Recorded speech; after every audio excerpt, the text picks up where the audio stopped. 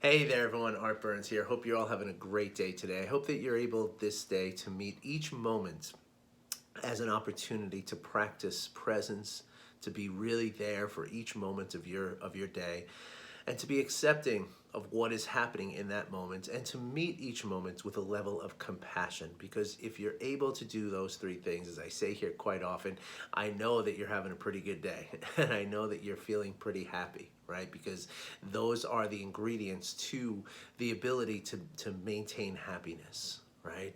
And to hold on to happiness throughout all of the different experiences that we have in our lives. And so yesterday, and that's what I want to talk to you today about, is how these little moments are so important to the overarching and the grand scale of our happiness, right? Because as I said yesterday, life is nothing more than a series of events, right? And some of those events are very, very positive and very filled with love and excitement and joy, and other events are filled with hardship and difficulty and pain and suffering, right? But then there's also a lot of a lot of events that are filled with neither, right? There's a lot of what happens in our lives moment to moment is actually pretty, dull, pretty banal, right? And so that's what I want to talk about today, because a lot of times, yesterday I talked about how, people approach me when they're going through a really, really difficult, like one of the major things in their lives, right? Like the illness of a family member, the loss of a beloved pet, or the illness of a beloved pet, things like this, right? And these are the kinds of things, like, you look back on your life and you see these, they're like peaks in the distance of your life, right? That are just these really big things that you had to go through, right? And they're hard, right? And I really empathize and I sympathize with anyone who's going through something like that, right? Because this is something that happens to all of us, right? No matter what, right? People get sick, people get hurt, tragedy happens, and while it's really, kind of, obviously we have to devote a lot of our resources to get through these tragedies, right? But as I explained yesterday, we can prepare ourselves to be kind of in a place that we can handle those tragedies a little bit better through a daily practice, right? And so then I went a little further in my video and my podcast yesterday. I talked about some of the familiar things that I usually talk to people about, right? I usually try to illustrate, the stress response. One of my favorite things is getting stuck in traffic. Not one of my favorite things to do is to get stuck in traffic, but one of my favorite, although I don't mind getting stuck in traffic now, but one of my favorite examples to use for stress is getting stuck in traffic, right? And I say this because it's very, very familiar to me. It's something that I always used to do, constantly get stuck in traffic. And it always felt like it was devastating, like it was really a big deal. And it can be, right? I used the example yesterday and many other times, that you're a parent, right? And you're on your way to pick up your child at school, right? And you're stuck, right? Like you couldn't leave work when you wanted to leave, and now there's like an accident on the road, and there's no way for you to get there in time, right? So you've made the phone call to school and you've let them know, and you know your child is safe, right? But still there's this worry, right? There's this concern that, oh my gosh, is my child going to feel abandoned? Is it going to feel that is he or she going to feel as though I don't care about her, or that they don't love her? And these are the kind of thoughts that go into the process that triggers the stress in us, right? Once we start thinking about that, like, oh my gosh, this is going to be devastating for my son or daughter for the rest of their lives, right? Once we start thinking in those terms, right, we're now getting into that stress response, because now we feel like we're in survival mode, right? And we need to do something dramatic to get ourselves out of this dramatic situation, and it's hard, right?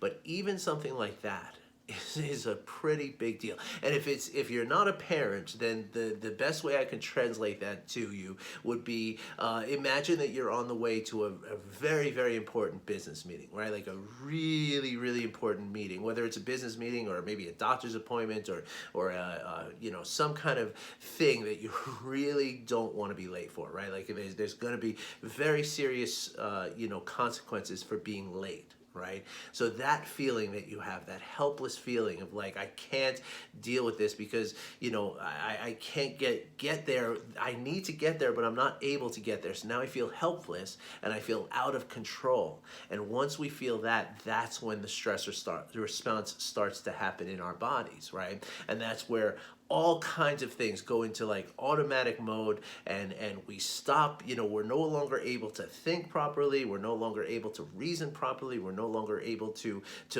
keep things and put things into perspective.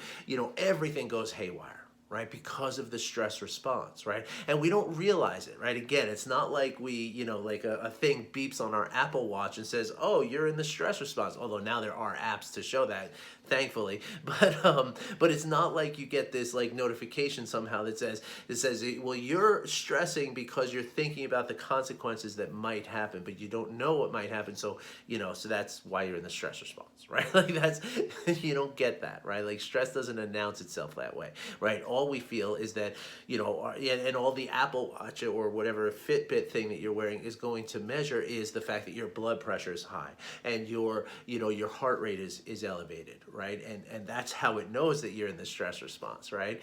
And that's the thing, that your body takes on this completely different status, right? Like everything is working differently when you're in the stress response, and everything is in what we call a state of hyperarousal, meaning that everything's just revved up, right? The reason it's revved up is that even though you're sitting in a car stuck in bumper to bumper traffic, your body feels like it needs to prepare to either run away as fast as you ever have before, or to fight off something that could potentially kill you, right? That's what the stress response is, right?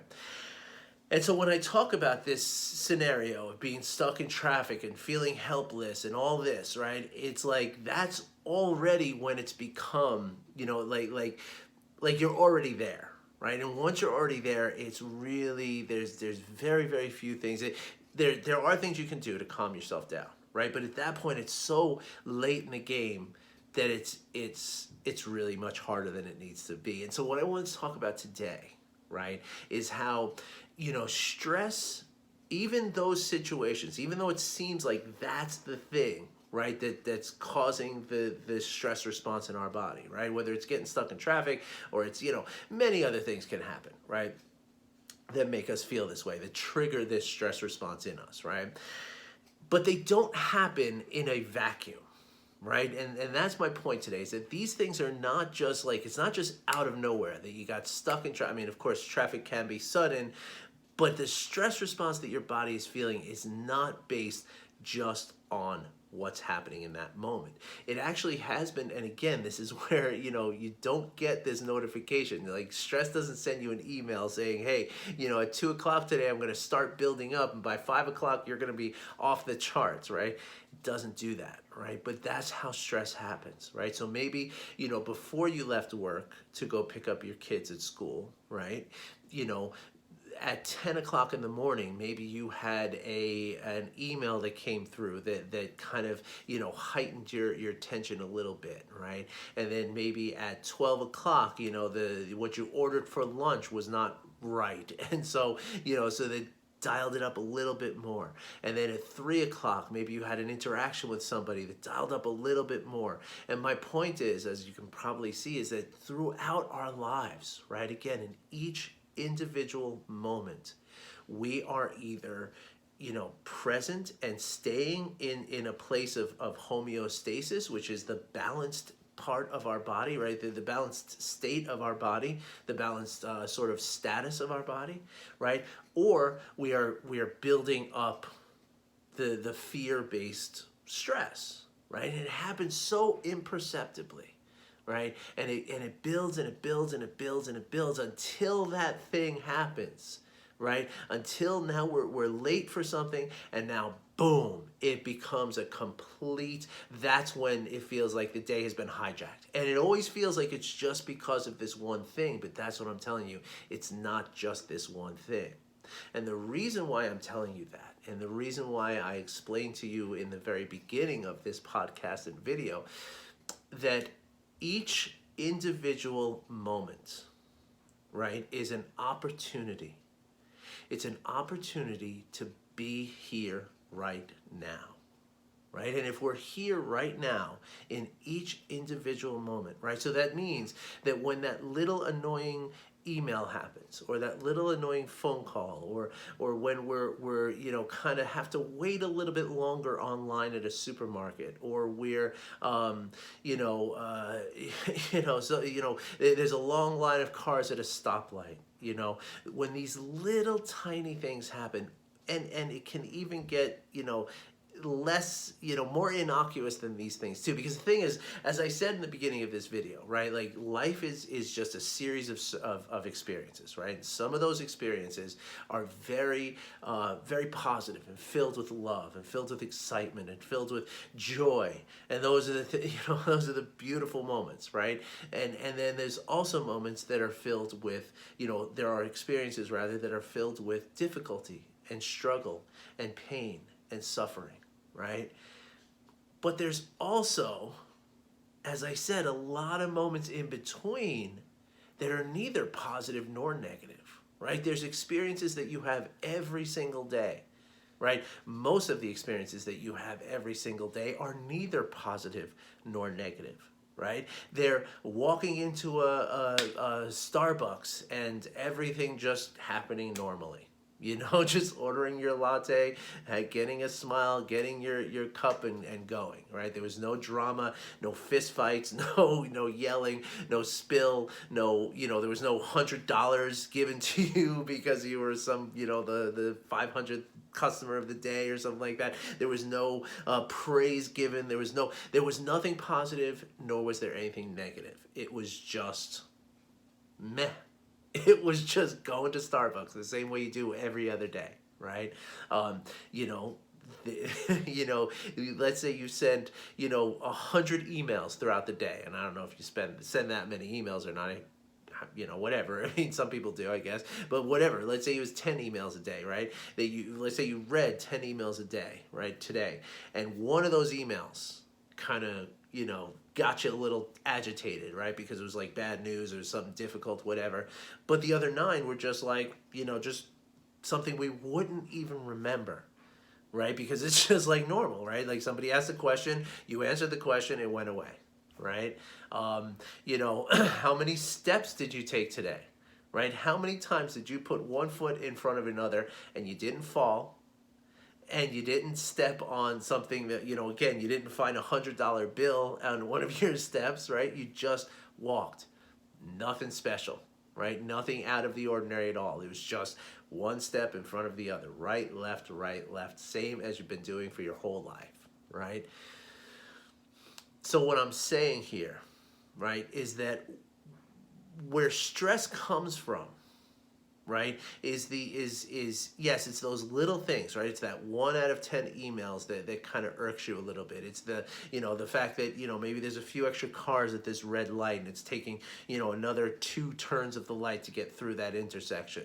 It's not a really big deal, right? But it's a little annoying, right? So when these little things happen throughout our day, right? Or it's going to Starbucks and the barista not putting the right kind of whipped cream or whatever in your coffee, right? I mean, I don't drink coffee, so I don't remember how many of those things, what they are, but your order didn't get quite right? And you got to your office and you're sifting, it's like, it's not the right coffee, right? It's not something to lose your stuff over, right? It's nothing to ruin your day, that it's just a bad coffee, right? But that little thing, right, is going to build up along with the email, along with the phone call, along with the walking and not finding $100 bill on the floor, along with this, along with that, along with this, along with that, and then boom, now you're stuck in traffic, and bah, now we explode.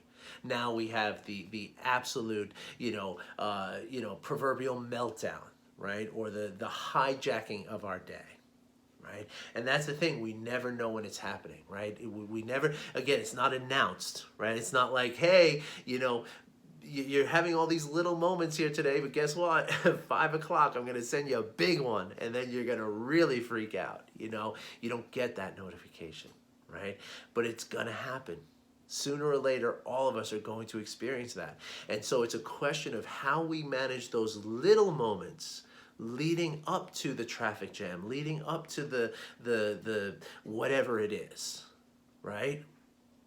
And it's not even just the difficult moments, right? It's not even the barista getting your order wrong, or the email that's a little irksome, or the phone call that's bothersome, or the interaction that kind of didn't go as well as you wanted it to. It's not even those things. Stepping even further back, it's the mundane things, right? It's those little banal, just fade into the background moments of our lives, right? That's where we have our power to avoid that big blowout, that big complete meltdown, complete hijacking of our day, right? Where we really have the power is in those, indescribably boring moments of our lives, right? Because here's the thing. When we pay attention to those moments, right? When we pay attention to the fact that, you know what? I just got online at Starbucks. I waited 5 minutes. I ordered. I got my drink. It was right. I paid what it was. Everything worked perfectly, right? We don't notice that because that's what's supposed to happen, right? So instead, but oftentimes in those moments, right? And here's how this whole thing works, right? Like in those moments while you're standing online for 4 or 5 minutes for Starbucks and everything's going normally, you might be thinking about that email that irked you a little bit, right? Or you might be thinking about this meeting that you have coming up with this person who last week sent you an email that was not very nice, right? Or you might be thinking about the tantrum that your kids threw, at bath time last night, right? Or you might be thinking about the way that your spouse didn't offer you the help during that meltdown that you wish that they would offer you, right? And so what's happening is now what we're doing is we're priming ourselves. We're ratcheting up a little bit every moment, a little bit more, a little bit more, a little bit more, until that big stressor comes down the pike, right? That big asteroid, now it's like, boom, now we're done. There's no way to withstand that, right? So instead of standing online at Starbucks waiting for your correctly made drink at the right price without any drama, right? With no fist fights happening, no cursing, no nothing. It's just a normal Starbucks experience, right? Paying attention to that normal Starbucks experience, right? And being thankful for that normal Starbucks experience, right? Like a lot of times in this work, what we do is we encourage people, or I encourage people in my coaching, notice right now that you don't have a toothache. Hopefully you don't, but or notice that you don't have a cold. Notice that you don't feel whatever, right? You're not hungry, you're not overstuffed, you're not sleepy, you're not, you don't have to go to the bathroom and unable to get access to a bathroom, right? Notice it and be a little grateful for it, right? Notice when you're walking across the floor, when you get up from your desk and you walk over to the kitchen, if you're working from home, or if you walk to the kitchen in the office, or you walk to the printer, or you walk to I don't know why I'm pointing over there because there's no printer over there, but when you're walking, notice that you're walking, right? Notice that you're taking each step, and just feel your feet on the floor, and notice what you're hearing around you. Notice what you're seeing around you. Notice what you're smelling, right? Hopefully it's something nice. Hopefully somebody's cooking some lunch that smells really delicious, right? But notice it, one way or the other, and try not to judge it, right? And if we can do that in all of the little moments, right? I shouldn't even say the little moments, but the absolute mundane moments, right? That are neither positive nor negative, right? They're just there, right? They're just walking. They're just going to Starbucks. They're just, going to the washroom. They're just eating an apple. They're the normal things that you do, right? That you don't pay attention to because they are so banal. They are so ordinary and so absolutely boring and unworthy of mention, right? Because when we pay attention to those things and we're not feeding that fire of stress, stoking that flame to keep it ready for that big thing that's coming, right? What happens is then when those little things happen, right? When the little email comes through, we're gonna have a much easier way, a much easier time to accept the email, right? And to just, kind of, because again, the reason why the email irks us is because at Starbucks we were thinking about an email from last week that irked us, right? So now when this email comes through, it's like, ugh, now I'm angry. And now when I get stuck in traffic, boom, now there's nothing I can do except to like really, really, lose my, completely lose my control over my stress, right? And this is how it happens, right? It builds up, builds up, builds up, boom. Builds up, builds up, builds up, boom. And this can happen several times within a day. This can happen over the course of a week, whatever it is for you, but that's how it works. And so, as you can see on this favorite t-shirt I have, which says meditation for you on the podcast, it says meditation, it's not what you think, right? That is obviously a very good pun, right? Because meditation is not about thinking, right? Meditation is about paying attention. But meditation is also not what you think in terms of, you don't have to be in a lotus position, which is that feet, legs crossed and with the hands, in some particular position, resting on your knees and stuff like that. You don't have to be in that position to be meditating, right? While you're standing online waiting for Starbucks, if you're paying attention to standing online waiting for a Starbucks, right? And you're paying attention to the noises you can hear. You're paying attention to the smells of the coffee, the sounds of the steam and the espresso machines that are just awesome sounds, right? If you're paying attention to all of that, then you are meditating. And the more you're going to be meditating, the more you're going to be keeping your body in that really wonderful balanced state that we call homeostasis, which is the antithesis. It's the opposite state from stress, right? And the more you keep yourself in that place, doesn't mean you're not going to get the email at some point that's going to, kind of try to irk you. But what it does mean is that you're going to be able to meet that email with all of your resources to stay calm through it, and to kind of maybe have a little empathy and compassion for the person who sent it, and have a little bit of a non-judging understanding of why does this bother me so much, right? And once we can get into that state, well, then those things aren't going to affect you negatively, and they're not going to build up that pressure that's building up to that point where you get stuck in traffic later when you're on your way to pick up the kids and you freak out. Right? But instead, you'll be able to maintain your homeostasis even in the traffic.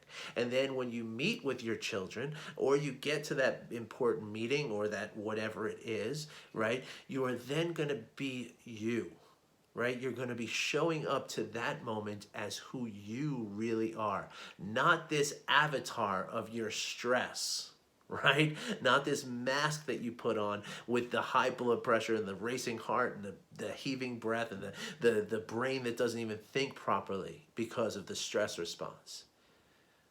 So I hope that makes sense to you. I hope that helps you. And if you have any questions about this, or if you would like to learn more about how simple it is to do this, because all you got to do, okay, to train yourself to do this, all you have to do, I highly recommend doing the 3 or 4 minutes every morning, like I talked about in yesterday's podcast, of just a formal meditation. And I can teach you that in about 20 minutes. Not hard at all, okay? But then, right, just pick out 2 or 3 things that you do every day. Okay, simple things: brushing teeth, driving, making coffee, making tea, working out, whatever it is that you do every day, right? Pick 2 or 3 of those things and do them with attention. Okay, so if you're working out, take 5 minutes of your workout and take the headphones out and really just pay attention to your body as you're working out, right? If you're driving, take 5 minutes, set a timer for 5 minutes and turn off the radio and really be present with driving. Feel the wheel in your hands, feel your body in the chair, see the environment around you as you're driving, right? If you're brushing your teeth, just really pay attention to the sound of the toothbrush in your mouth, right? And how different it sounds up here than it does down here. And in any of these cases, whatever it is that you're choosing to do, when you find your mind wandering, and I do say when, not if, but when you find your mind wandering, you're brushing your teeth and you're listening, and now all of a sudden you realize that you're no longer listening, but you're thinking about a meeting that you have later at work, and just bring your attention back, right? And if you do that every day, after just a few weeks, it is going to become more and more automatic, so that when you are standing online at Starbucks, you're not on your phone digging into stress. You're not looking around the room and judging what people are wearing or what's happening or how slow somebody might be. You're just present with it. And in that presence, acceptance and compassion will be available to you, and then you will find yourself living without any of that troublesome stress. And then again, when you get to those points where you're late to pick up your children, or you're late for a really important meeting, or whatever it is, you can show up to those things as who you are, right? As your authentic self. And when you can show up to those things as your authentic self, that is how you are going to be successful in anything that you're doing. Any questions? Any comments? Please do the YouTube stuff. Okay, please like, share, comment, subscribe, do all those things, okay, please, because it helps. I'm getting more and more views on my YouTube channel, and it's so exciting. Patreon, I have, for all of you who are hoping to be my first patron, I'm sorry that spot has been taken, but there is still number 2 available. So, yeah, I have a Patreon page now. Somebody just joined, and I'm so excited. And for that person, we're going to be doing a video probably early next week on the default mode network as a request from that person. So I'm really excited about that. But if you care to support me for doing these videos, if it's something that you want to do, I invite you to go over to my Patreon page. I will put a link in the comments, and yeah, and I appreciate it. And so if you have any questions though, really, okay, hit me up with a comment, send me a direct message, go to my website, artburnscoaching.com. I've actually done a little bit of tinkering in there, trying to improve the look and the message and stuff. So check it out, let me know what you think. You can find ways to get in touch with me on there, and I would really love to talk to you. So thanks for listening, everybody. I really wish you well, and I hope that you're able to stay present, to exercise some acceptance, and to exercise some compassion, because this is how you will stay free from the stress and the emotional turmoil that comes through stress that could really make life more difficult than it needs to be. So thanks for listening. Thanks for watching. I wish you well. Talk to you soon. Bye-bye.